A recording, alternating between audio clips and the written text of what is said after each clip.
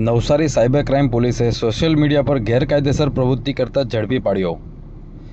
Facebook પર એક મહિલાનું ફેક એકાઉન્ટ બનાવી તેમાંથી અજાણ્યા લોકોને મેસેજ કરી મહિલાના મોબાઈલ નંબર પર અજાણ્યા લોકોના કોલ કરનાર યુવકને પકડી પાડતી નવસારી સાયબર ક્રાઇમ પોલીસ।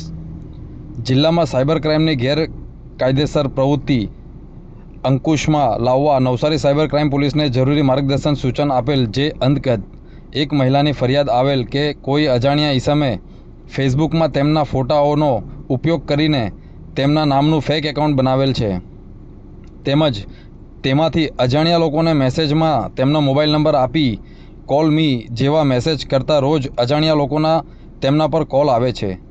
અન્વયે cyber crime police station Navsari તારીખ 29/3/2025ના રોજ ફરિયાદ નોંધી હતી।